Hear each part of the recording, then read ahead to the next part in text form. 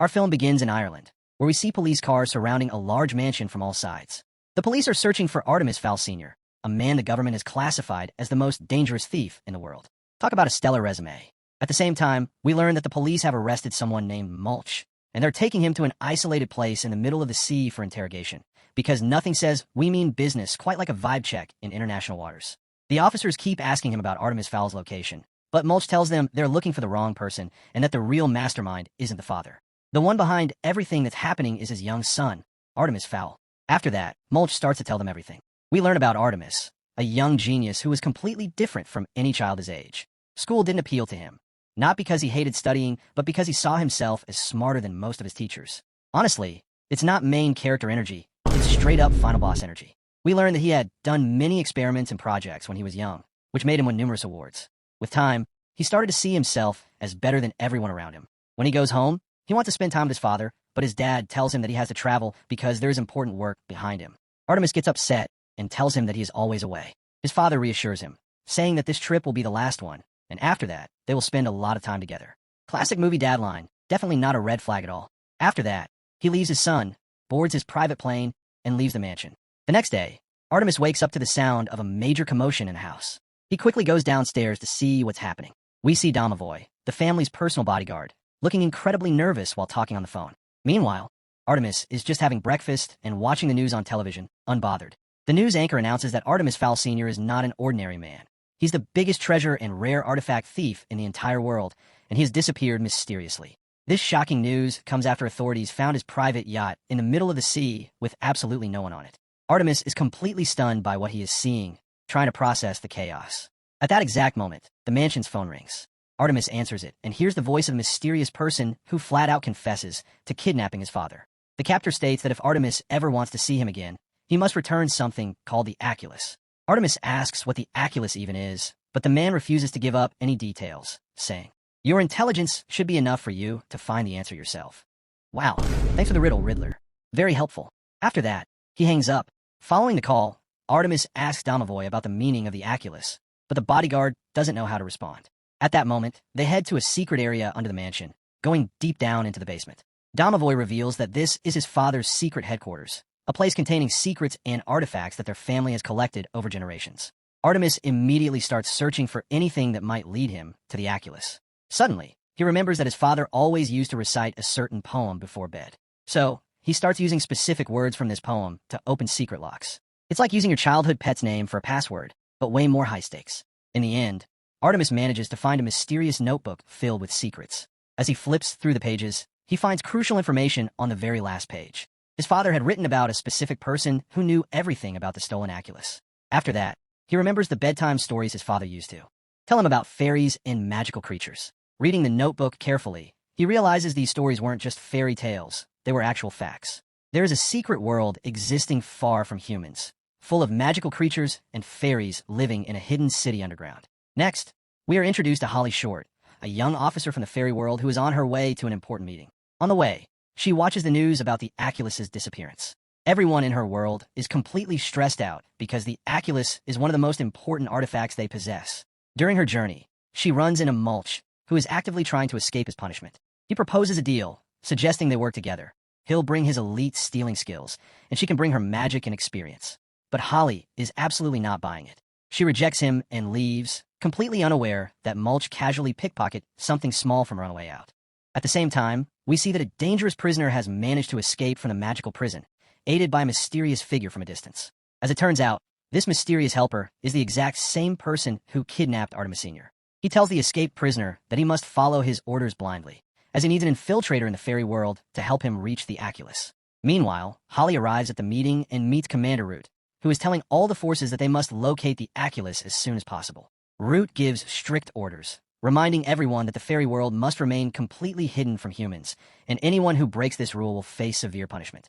After the meeting ends, Holly tries to talk to Commander Root, mentioning she has new information regarding her missing father's location.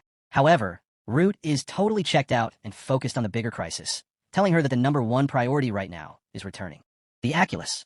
Back at the mansion, Domovoy asks for help from his niece, Juliet, because she is excellent at tracking people and gathering intel. When we check in on Artemis, he is still grinding, searching for any clue that will lead him to his father. Juliet tries to convince him to take a break and rest a bit, but he completely refuses. He tells her he is finally starting to understand the path to his father, discovering that the only solution is to communicate with the fairies. He knows this task is almost impossible because their location is hidden from everyone, and fairies helping humans is a massive long shot. At the same exact time, a report arrives in the fairy world about the prisoner's escape. Since most of the forces are busy with the Oculus mission, Holly is assigned to the case. She is absolutely thrilled because she finally gets to go on a field operation. Commander Root explains the vital details, and Holly heads out to a small town in Europe. There, a large, terrifying creature is causing absolute chaos. It's the escaped prisoner, and he's on a total rampage. When Holly sees him holding a small child, she immediately goes into attack mode. The creature throws the child far away, but Holly pulls off a clutch save and catches her before she hits the ground. Talk about immaculate reflexes. After moving the child away from danger, the support team arrives and uses magic to heal the kid's injuries. Holly then goes back to face the creature. She tries to control him, but the beast manages to grab her. They end up fighting inside a special magical device that gets activated, which temporarily freezes time for all the humans in the area. This time stop allows the rest of the soldiers to reach the scene and successfully arrest the creature. Afterward, they casually erase the memories of any humans who witnessed the fairies or the magic. Just a standard Tuesday, flash neutralization. After the operation ends, Holly decides to continue her personal mission too. Down in the fairy world, they immediately notice that Holly's signal has gone completely dark. Commander Root declares a state of emergency and begins preparing a massive rescue operation. A few hours later, Holly wakes up to find herself locked inside a cage. Artemis was the one who locked her up. When she tries to use her magic to mind control him, Artemis is already 3 steps ahead. He's wearing special glasses that completely block the effects of magic. Flexing the intellect, he tells her he doesn't want to hurt her and that he only needs her help to find his father. Holly completely shuts him down, refusing to cooperate, and warns him that locking her up was the absolute worst decision he could make because fairy special forces are already on the way. Artemis just smirks in response. That's exactly what I've been waiting for. Soon after, a massive, unnatural storm begins to surround the mansion, signaling to Artemis that the fairy forces have arrived. He decides to confiscate Holly's weapons, sharing some of the gear with Domovoy. Suddenly, a magical time bubble activates around the entire mansion, and the fairy forces launch their attack. Commander Root arrives on the scene wearing full battle armor, but Artemis and Domovoy are totally ready for the showdown. Despite the fairies' overwhelming numbers and futuristic tech, the duo manages to completely repel the attack, shutting down every single attempt to breach the mansion and rescue Holly. After a while, Artemis manages to secure a communication device from one of the fallen soldiers and sends a direct message to Commander Root. He tells her that if she wants to see Holly safe and sound, she needs to come inside and negotiate face-to-face. Left with no choice, Root enters the mansion. During their meeting, Root tries to intimidate him, stating that the fairy forces could easily flatten the entire place. Artemis is completely unfazed by the threat. He tells her that if they launch another. Please, the recap of this particular movie took a lot of energy for me to make. Please subscribe to get me to 100 subscribers. I don't think it's really that much. Okay, back to the movie.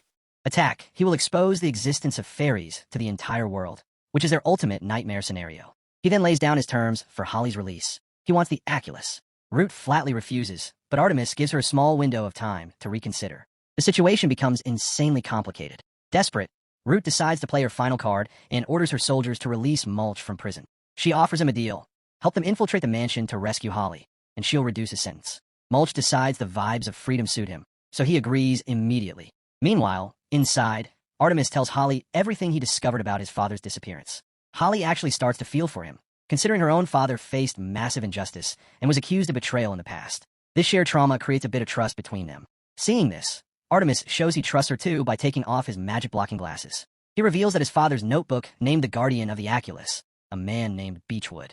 Holly is completely shocked to hear this, because Beechwood is her father's name. She explains to Artemis that her father was the one tasked with protecting the Oculus, and when he realized how dangerous it was, he hid it far away to keep everyone safe. Ever since that day, everyone in her world has branded him a traitor. Hearing this, Artemis starts to completely reconsider the situation. Shortly after, Juliet spots a strange vehicle approaching their perimeter and immediately alerts Artemis. Mulch is closing in on the mansion and starts executing his plan. He possesses a bizarre, superpower-like ability to dig tunnels at lightning speed, and in no time at all, he breaches the mansion from underground. Domovoy detects his presence right away and informs Artemis. Artemis realizes the fairy forces sent him to rescue Holly, but Mulch has a bit of a side quest going on. Stealing is a hard habit to kick, so before saving Holly, he starts searching the mansion for valuables. While snooping around, Mulch discovers a secret room hidden between the corridors. Artemis tells Domovoy to open the secret room, hoping whatever is inside might help them. He looks at Holly and suggests that if they team up, they might finally uncover the truth about both of their fathers. At that moment, Mulch manages to bypass the security systems using his unique abilities and pops open the main door to the secret room. The moment he steps inside, he finds the holy grail everyone has been searching for, the Oculus. Artemis and Holly rush into the room.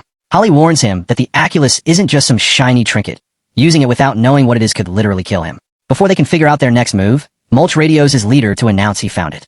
Unfortunately, this intel also leaks to Opal, who immediately dispatches her rogue agent, Briar, to the scene. To make matters worse, the fairy forces receive terrible news. The time bubble surrounding the mansion is starting to malfunction. Briar takes immediate advantage of the chaos, attempting a hostile takeover of the leadership. He declares himself the new commander of the fairy world, but Commander Root completely rejects his authority and confronts him. However, Briar has already planned for everything, declaring that the time for peaceful solutions is over. Suddenly, a massive fairy battleship appears in the sky, carrying a terrifying, gigantic beast. Briar commands them to drop the creature straight into the mansion. The beast smashes inside, causing the entire structure to shake violently. It's total survival mode, as everyone starts running for their lives. Domovoy steps up to distract the beast while Artemis and Juliet scramble to think of a counter-strategy. I just want to remind you again to subscribe and support my efforts.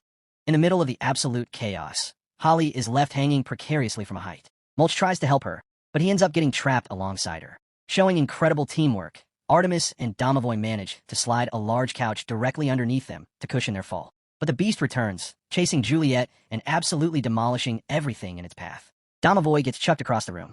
When Mulch tries to attack the beast, it grabs him and throws him away too. Before the monster can grab the Oculus, Mulch pulls a desperate move and straight up swallows it. Down the hatch, he then screams at everyone to run toward the second-floor windows. Juliet tries to make a break for it, but the beast cuts her off. Holly steps in with a clutch save, allowing Juliet to reach Artemis. Artemis starts blasting fire at the beast, but the monster is way too tanky. Domovoy jumps back into the fray, using everything around him as an improvised weapon, but the beast overpowers him and knocks him down, ultimately grabbing Artemis. Seeing the danger, Holly smashes a window. Seizing the opportunity, Artemis slips out of the beast's grip and leaps through the window, with Juliet following suit. Domovoy hits the deck as he escapes the wreckage. Holly manages to free herself and teams up with Artemis to attack the beast from all angles. During the intense skirmish, Artemis drops his magical weapon. He scrambles to retrieve it, but right at that second, the massive chandelier above begins to collapse. Seeing the danger heading straight for Artemis, Domovoy rushes in for a heroic save. He shoves Artemis out of harm's way, but the heavy chandelier and the beast crush down directly on top of him. Everyone is completely horrified and frantically works together to pull him out from under the debris. After a massive effort, they pull him free, but he is severely, critically injured. Outside, the time bubble is completely collapsing, and the fairy forces are losing total control of the situation. Artemis looks at Holly, desperately begging her to save Domovoy, but Holly tells him the magic network is broken right now, and she doesn't have the power to heal him.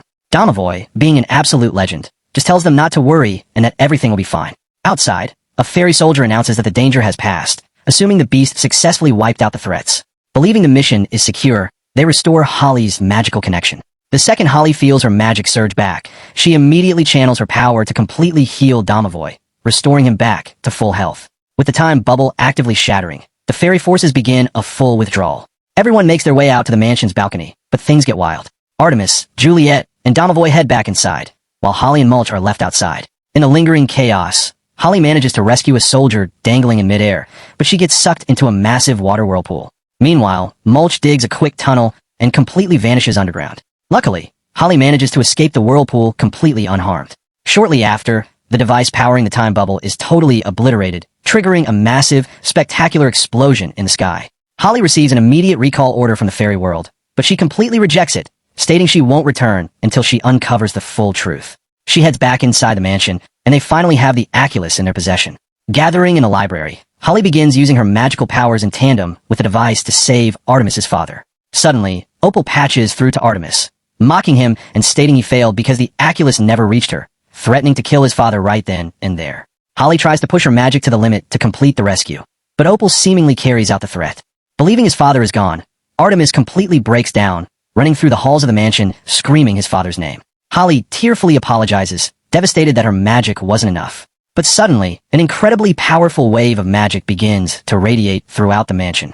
Artemis rushes straight toward the source. He bursts into the room and is completely stunned to see his father standing right there, alive and well. He sprints over and throws his arms around him in a massive hug. On the screens, we see Opal completely losing her mind, screaming in pure, unadulterated rage.